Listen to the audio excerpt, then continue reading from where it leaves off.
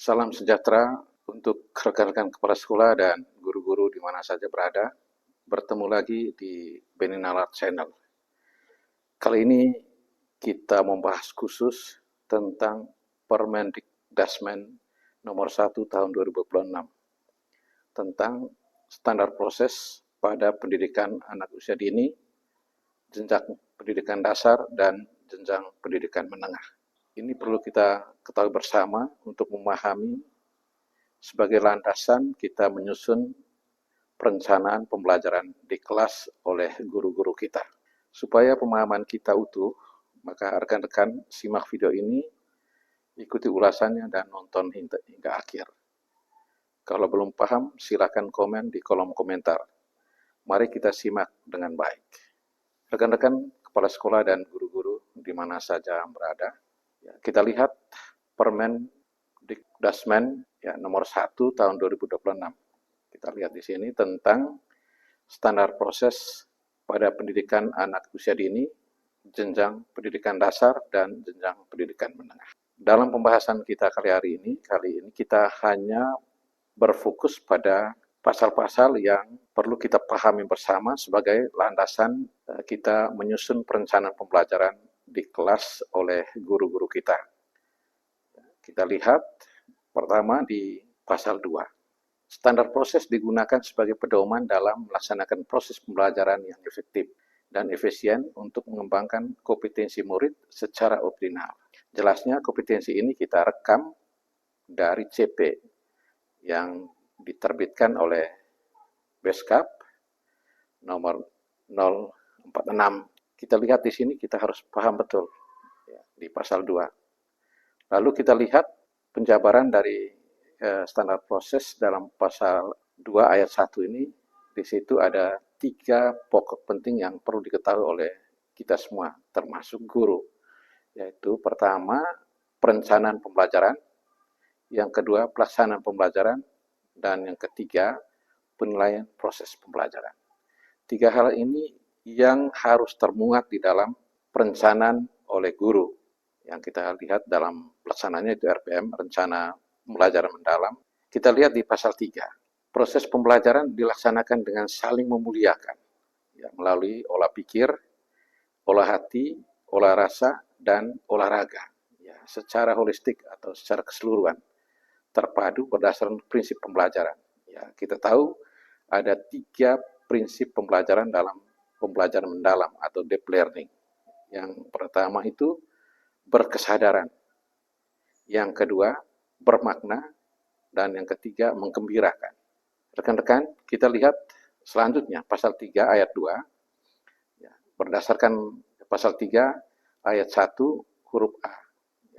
Di situ dijelaskan bahwa proses pembelajaran yang membantu murid memahami tujuan pembelajaran sehingga termotivasi, aktif, dan mampu mengatur diri sendiri. Ini guru harus paham sehingga pesan dari permen ini tersampaikan kepada siswa atau kepada murid yang kita ajarkan di kelas.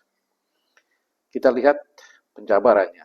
Bermakna itu artinya proses pembelajaran yang terjadi ketika murid dapat menerapkan apa yang dipelajari dan membangun pengetahuan baru dalam kehidupan nyata secara kontekstual dan atau yang terkait bidang ilmu lainnya. Ini kita harus paham bersama. Kita lihat yang ketiga, menggembirakan. Maksudnya bagaimana? Proses pembelajaran yang positif, menantang, menyenangkan, dan memotivasi. Tentunya bagi para kepala sekolah menuntun dan membimbing guru bagaimana guru itu setiap pembelajaran itu selalu menghasilkan yang positif dan juga memberi tantangan kepada siswa dan juga selain tantangan menyenangkan juga dan pada akhirnya dapat memotivasikan murid yang dia ampuh. Ini 3 penjelasan tadi, berkesadaran, bermakna, dan menggembirakan. Kita lihat lanjut Bapak Ibu, itu di pasal 4, itu bagaimana? Kita lihat perencanaan pembelajaran dimaksud dalam pasal 2, ayat 2 huruf A merupakan aktivitas untuk merumuskan capaian pembelajaran yang menjadi tujuan belajar dari suatu unit pembelajaran. Yang kedua, cara untuk mencapai tujuan pembelajaran. Dan yang ketiga, cara untuk menilai ketercapaian tujuan pembelajaran. Di sini, seorang guru harus mereka memahami betul CP yang termuat dalam Beskap nomor 046. Di situ ada capaian pembelajaran yang harus dianalisa oleh guru sehingga menjadi tujuan pelajar yang bisa dicapai. Di pasal 4 ini mengatur tentang itu. Tentunya perencanaan itu jelasnya dilakukan oleh pendidik dan disusun dalam bentuk dokumen perencanaan pembelajaran. Ya, dokumen pembelajaran ini Bapak Ibu atau rekan-rekan, para kepala sekolah dan teman-teman guru di sekolah itu termasuk itu rencana pembelajaran mendalam atau apapun namanya di sekolah masing-masing sesuai dengan kondisi dan dirumuskan bersama oleh para guru. Yang terpenting, guru memiliki dokumen untuk melaksanakan proses pembelajaran di kelas. Jelasnya juga sebelum mereka menerapkan di kelas dokumen itu, terutama rencana pembelajaran itu, mereka harus merumuskan dari awal, mengolah dari TP, merumuskan tujuan, menyusun ATP, dan juga merancang pembelajaran itu dengan baik. Dan itu dasar hukumnya adalah pasal 4 ayat 3. Sekarang kita lihat pasal 5. Dokumen perencanaan pembelajaran yang dirancang oleh para guru itu paling sedikit itu memuat 3 komponen utama. Yang pertama, tujuan pembelajaran. Yang kedua, langkah-langkah pembelajaran. Yang ketiga, penilaian atau asesmen pembelajaran. Di tujuan pembelajaran ini kita ambil dari mana? Tentunya ambil dari CP. Setelah itu kita rancang melalui merumuskan tujuan pembelajaran. Setelah itu kita menentukan atau merancang ATP, dan di dalam ATP tujuan pembelajaran ini dijabarkan secara detail itu dengan memunculkan indikator-indikator untuk mencapai tujuan pembelajaran.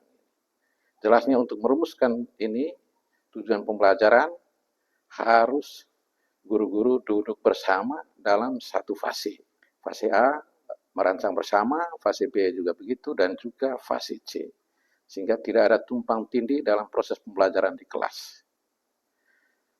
Yang berikut langkah-langkahnya. Langkah-langkah setelah tujuan pembelajaran yang diambil dari ATP, juga indikatornya, maka langkah-langkah pembelajaran seperti biasa yang kita lakukan dari dulu kala, yaitu kegiatan pendahuluan, inti, dan penutup.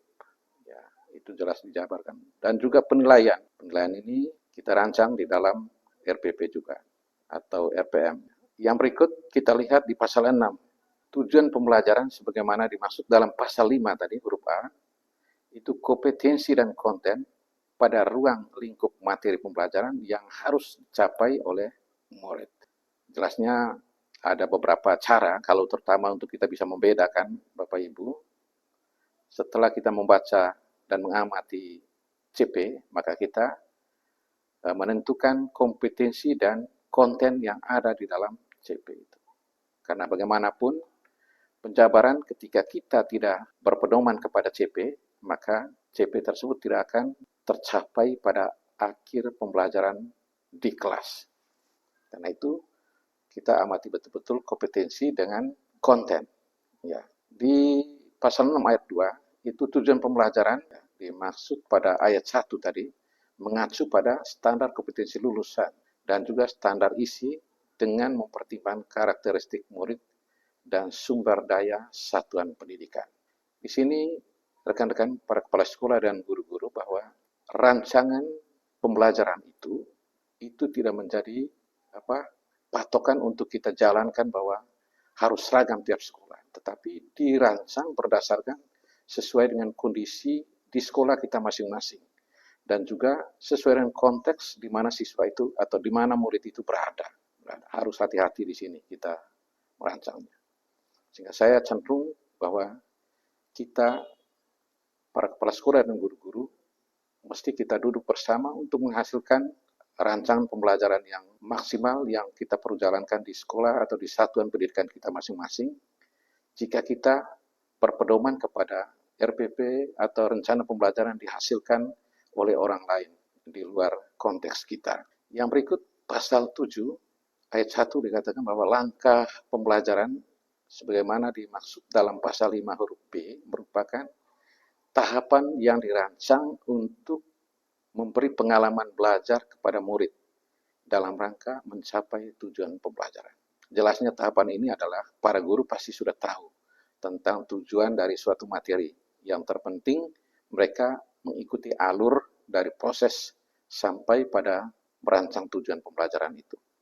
Karena bagaimanapun guru tidak tiba-tiba saja merancang pembelajaran tanpa mengikuti alur yang sesungguhnya. Baik, kita lihat pasal 8 ya, tentang penilaian dan asesmen pembelajaran. Penilaian atau asesmen pembelajaran sebagaimana dimaksud dalam pasal 5 huruf C dilakukan oleh pendidik dengan menggunakan beragam teknik dan atau instrumen penilaian atau asesmen yang sesuai dengan tujuan pembelajaran. Kadang-kadang rekan-rekan guru mereka mengambil saja soal-soal yang ada dalam buku karena belum tentu soal-soal itu sesuai dengan tujuan yang ada di dalam CP. Karena itu harus hati-hati dalam merancang penilaian. Yang berikut itu pasal 8 ayat 2, penilaian atau asesmen pembelajaran sebagaimana dimaksud pada ayat 1 mengacu pada standar penilaian pendidikan sesuai dengan ketentuan peraturan perundang-undangan yang berlaku. Artinya di sini Bapak Ibu bahwa kita tidak usah cemas sebenarnya dalam satu proses penilaian karena sudah ada dasar hukum semua. Tinggal kita mempelajari dengan baik bersama tim kurikulum di sekolah masing-masing. Pasal 9 tentang pelaksanaan pembelajaran. Ayat 1, pelaksanaan pembelajaran dimaksud dalam pasal 2 ayat 2 huruf B diselenggarakan dalam suasana belajar yang pertama itu interaktif. Pembelajaran harus bersifat inspiratif. Pembelajaran harus menyenangkan. Dan pembelajaran harus menantang. Dan berikut, pembelajaran harus memberi motivasi murid untuk berpartisipasi aktif. Dan yang berikut, pembelajaran harus memberikan ruang yang cukup bagi prakarsa kreativitas, kemandirian sesuai dengan bakat, minat, dan perkembangan fisik serta psikologis murid. Karena itu, Bapak Ibu, pelaksanaan pembelajaran itu tidak bisa sama untuk seluruh sekolah di mana saja berada. Tetapi pembelajaran itu harus berpedoman kepada konteks yang ada di satuan pendidikan masing-masing. Ayat 2-nya, suasana belajar sebagaimana dimaksud pada ayat 1, diciptakan melalui lingkungan belajar yang aman, nyaman, dan inklusif. Ya, di sini artinya sesuai dengan visi misi yang ada di sekolah untuk menciptakan rasa aman seperti apa, nyaman seperti apa, inklusif seperti apa. Itu kita rancang melalui satu proses terutama untuk menentukan, merumuskan kurikulum satuan pendidikan. Pasal 9 ayat 3, pelaksanaan pembelajaran sebagaimana dimaksud pada ayat 1 didukung oleh pendidik dengan memberikan pertama keteladanan, pendampingan, dan fasilitas. Baik, kita lihat keteladanan. Rekan-rekan para kepala sekolah dan guru, diharapkan bahwa keteladanan seorang guru itu sangat penting ketika guru itu membimbing atau mengampuh kelasnya dengan baik. Kita harus menunjukkan keteladanan kita. Seorang ibu yang menggantikan peran ibu di rumah dalam rangka memberikan pengetahuan dan karakter kepada siswa di kelas. Dan juga sebagai seorang bapak yang menggantikan bapak di rumah untuk mendapatkan sesuatu yang baru di kelas. Karena itu tugas dari guru adalah bagaimana seorang guru merebut hati anak sehingga anak mencintai kita sebagai seorang guru. Selain sebagai guru, sebagai seorang panutan, sebagai seorang tokoh, sebagai seorang yang harus dihormati, dan sebagai seorang ibu atau seorang bapak di kelas. Kalau ini yang terjadi, maka suasana proses pembelajaran akan berjalan dengan bagus. Yang kedua, pendampingan tadi. Seorang guru harus selalu memberikan dampingan yang baik kepada peserta didiknya. Ketika anak itu suka bolos atau ribut, maka melakukan pendekatan yang tidak mempengaruhi murid-murid yang lain. Dengan cara sebagai seorang bapak, sebagai seorang ibu. Dengan cara yang tepat, memilih waktu yang tepat dengan cara yang tepat juga. Yang berikut, sebagai seorang guru dia harus memberikan fasilitas, ya, memfasilitasi semua murid yang ada di kelasnya, terutama yang mengalami kesulitan ataupun juga siswa yang berprestasi, yang siswa yang melampaui teman-teman lainnya, sehingga anak-anak bisa saling membantu, saling menghormati di kelas. Mereka menerima semua apa yang menjadi kekurangan mereka dapat diatasi dengan baik oleh seorang guru yang bijak. Yang berikut ayat 4-nya, keteladanan. Keteladanan ini pada ayat 3 tadi huruf A dilakukan dengan cara apa oleh guru? Yang pertama itu menunjukkan perilaku mulia dalam kehidupan sehari-hari. Ya, guru harus tepat datang tepat waktu, menjalankan piket dengan baik, harus juga selalu memberikan contoh yang baik kepada siswanya. Maka di kelasnya dia harus datang lebih dulu dan pulang kemudian setelah dia mengatur dan menata kelasnya kembali dengan baik. Yang kedua, menunjukkan sikap terbuka, saling menghargai, bersedia bekerja sama dengan murid dalam proses pembelajaran. Kalau ini yang dilakukan oleh para guru, maka siswa kita atau murid kita akan bisa berkembang dengan baik. Pasal 5, pendampingan sebagaimana pasal pada ayat 3 huruf B dilakukan dengan apa? Pertama, memberikan dukungan dan bimbingan bagi murid dalam proses pembelajaran. Ya, memberikan dukungan dan pendampingan, bimbingan juga. Yang kedua, mendorong murid untuk membangun pengetahuan secara aktif dalam memanfaatkan berbagai sumber belajar. Ya, ketika di sekolah memiliki banyak sumber, ya, terutama buku, referensi di perpustakaan, maka kita selalu mengarahkan anak-anak kita untuk mereka rajin ke perpustakaan untuk dapat memanfaatkan buku-buku itu dengan baik sesuai dengan kebutuhan di kelasnya. Pasal 6, fasilitas. Sebagaimana dimaksud tadi pada huruf C, pertama menyediakan akses dan kesempatan belajar bagi murid sesuai dengan kebutuhan. Kita harus menyediakan akses. Terutama kalau ada akses internet, maka bagaimana kita menuntun siswa untuk bisa memanfaatkan, ya sekarang di sekolah masing-masing ada smartboard, ya. Kalau hanya satu, maka bagaimana jadwal di sekolah sehingga setiap guru dan murid dapat memanfaatkan fasilitas yang disiapkan oleh negara. Yang kedua, memberikan ruang kepada murid untuk menciptakan strategi belajarnya sendiri. Ya, karena itu pasti di kelas ada siswa yang susah sekali untuk mengatur waktu belajarnya. Karena itu guru hadir untuk memberikan trik atau cara bagaimana siswa itu bisa belajar baik di sekolah maupun juga di rumah. Kita lihat pasal 10 ayat 1, pelaksanaan pembelajaran sebagaimana dimaksud pada pasal 2 ayat 2 huruf B itu diselenggarakan agar murid mendapatkan pengalaman belajar yang pertama memahami, yang kedua mengaplikasi, dan yang ketiga merefleksi. Kita lihat ulasannya di dalam pasal 10 ayat 2. Ya, memahami itu seperti apa? Itu merupakan pemahaman belajar yang melibatkan murid untuk membangun sikap, pengetahuan, dan keterampilan dari berbagai sumber dan konteks. Ini kita harus pahami bersama. Itu yang dimaksudkan memahami. Sekarang kita lihat ayat 3-nya mengaplikasi. Apa maksudnya sini? Itu pengalaman belajar yang melibatkan murid untuk menggunakan pengetahuan dalam situasi kehidupan nyata dan kontekstual. Baik rekan-rekan, di sini kita lihat apa yang terjadi di kelas, itu juga yang anak saksikan dalam kehidupan setiap hari. Terutama mata pelajaran setiap hari itu harus anak bisa paham. Misalnya tentang harga barang, maka dijelaskan dengan baik, maka itu adalah pelajaran matematika, bisa juga IPS atau IPAS, ya. Bagaimana anak bisa terapkan di dalam kehidupannya. Yang pasal 4, merefleksi, maksudnya bagaimana ini? Kita lihat penjabarannya. Aktivitas murid mengevaluasi dan memaknai proses serta hasil belajar, serta mengatur diri sendiri agar mampu belajar secara mandiri.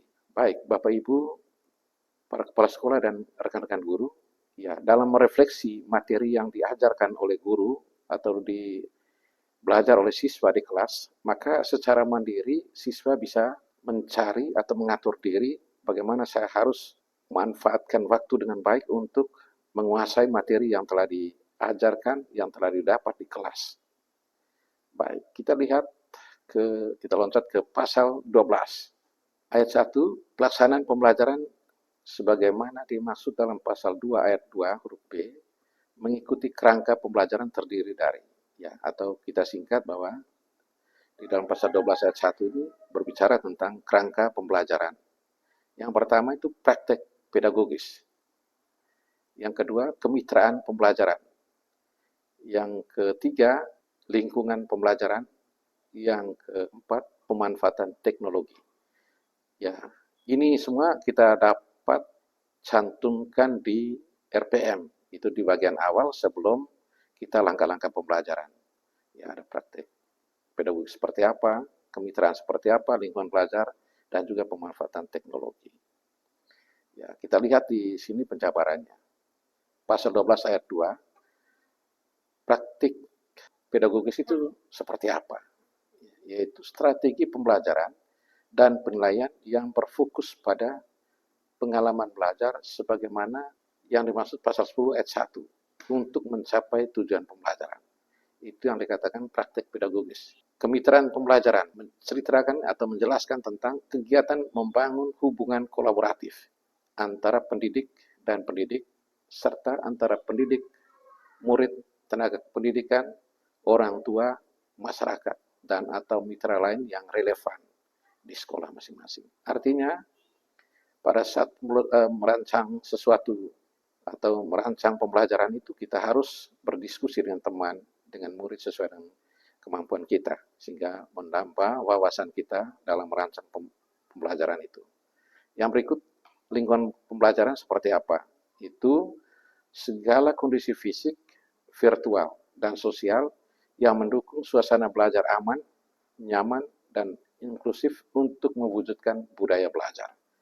Budaya belajar ini tentunya pasti akan dirancang oleh seluruh komponen sekolah yang termuat di dalam kurikulum satuan pendidikan, terutama berbicara tentang budaya belajar, karakter, dan lain-lain. Yang pasal kelimanya, pemanfaatan teknologi seperti apa? Optimalisasi penggunaan sumber daya teknologi, baik digital maupun non-digital, untuk menciptakan pembelajaran yang interaktif, kolaboratif, dan kontekstual. Ini semua diatur di dalam standar proses ini. Baik Bapak Ibu, kita lihat selanjutnya.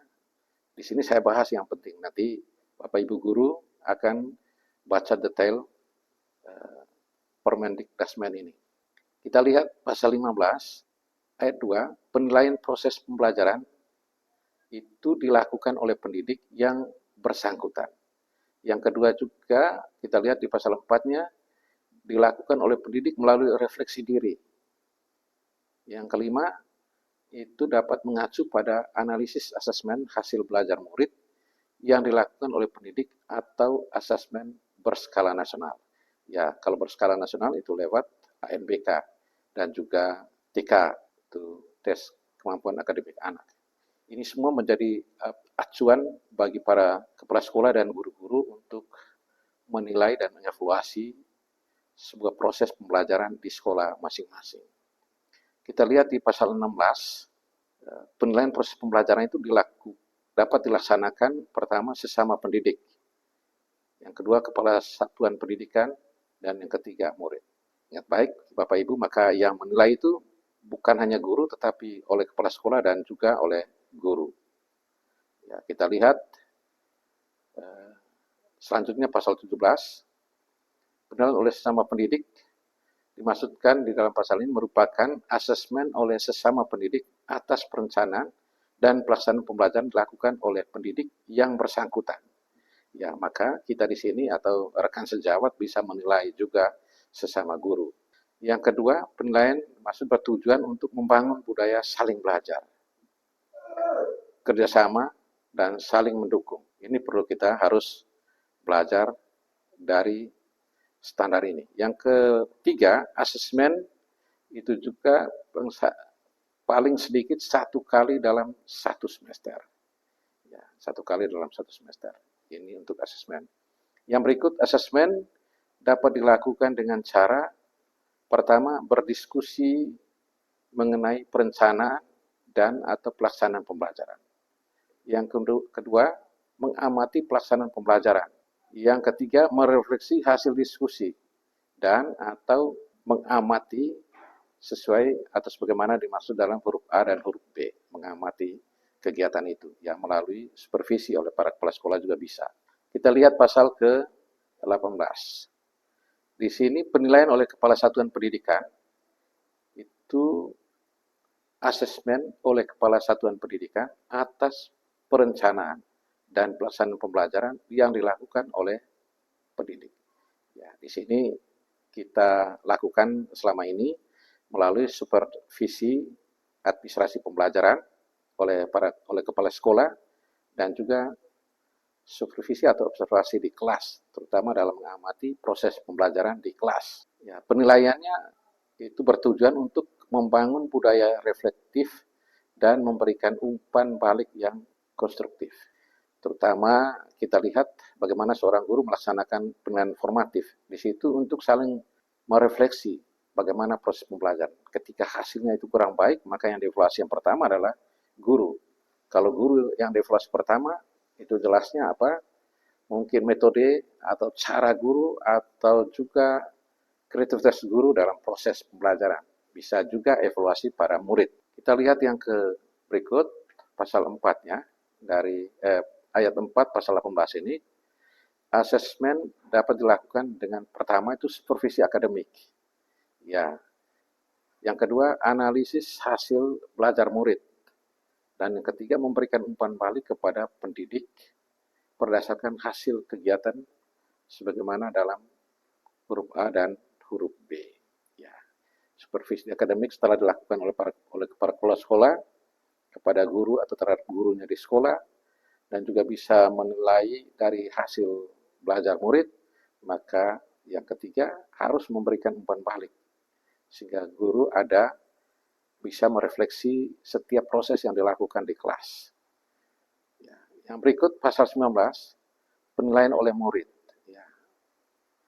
Itu asesmen oleh murid yang diajar langsung oleh pendidik yang bersangkutan atas pelaksanaan pembelajaran yang dilakukan. Ya.